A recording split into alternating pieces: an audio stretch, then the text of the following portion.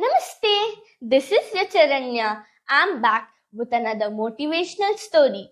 If you are someone who lacks confidence or want to boost up your confidence, this story is for you. Let's begin. Sumit is very hardworking.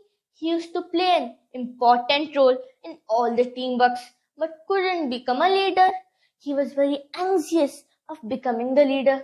One day, his friend Shravan comes and tells him, "Congratulations, you have been selected for the leader of the team."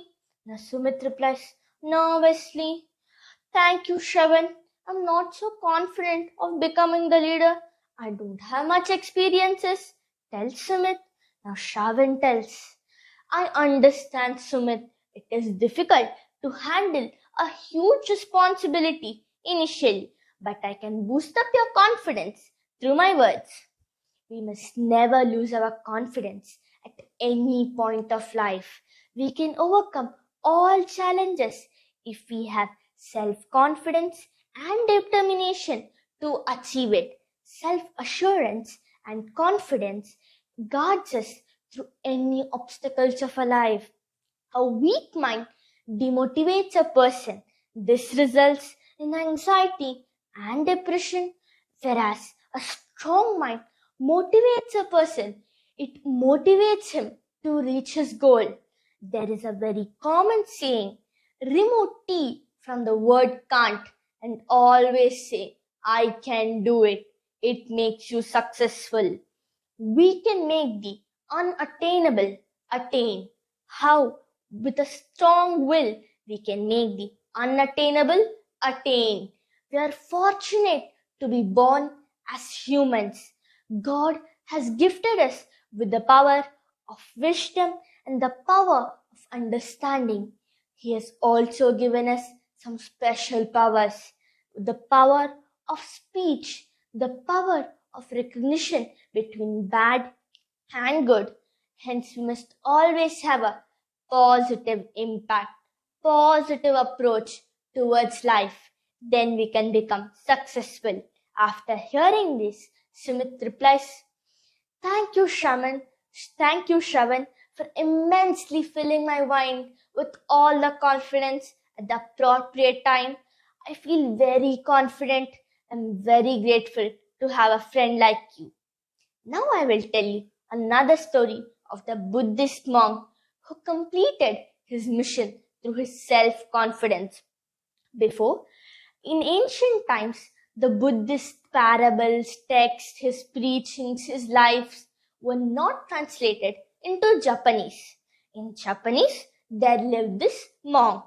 As a monk, it was his duty to tell some stories of Buddha's, his preachings. One day, he gathered a group of young children and started telling him the parables and stories. After hearing to that stories, one girl raised up and said, "Oh monk, you're very great. Can you please get me the books of these parables?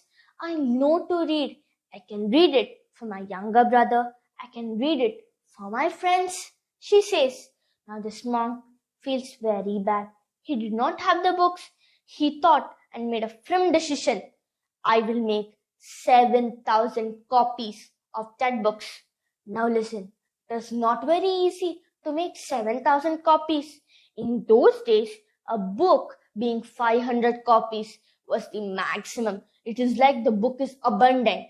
Now this monk had decided to make 7,000 copies and he started his journey. As a monk, he did not have money. He used to go begging from each house to house, town to town. The people would ask him, "Why do you want money?" He would reply about his mission. Those people used to laugh. How will you accomplish this task? You don't know how much costly books are. If you prepare also, it is only reserved for the richest." Listen, in ancient times, books were very expensive. They only used to come from ancestors or any gifted books. The poor people could not get books. Or if there was books, it was only reserved for the richest. Now this monk, when he went begging from each house to house, normal people gave him a little money. The poor also gave him any silver or gold which is left at the house. But the richest gave very less. After accumulating enough money, he settled down to write. He started translating. It took him 20 years to complete his translation. After 20 years, he started distributing his books as Buddhist stories meant to create happiness in a person's life. Now this monk was very happy to have completed his mission. Now listen, this monk had completed his mission only through his self-confidence. There were many people who said it is impossible, and some said, we won't get that books, you can never write. But he never listened to all of them. He only had a positive approach, and his desire was to fulfill the young girl's dream, and he did it come true. Now before ending the video, I will ask you a riddle. Which is the best form of happiness? Which is the best form of happiness? If you know the answer, please write it in the comments box. If you really like my video, please do like, share and subscribe. Thank you.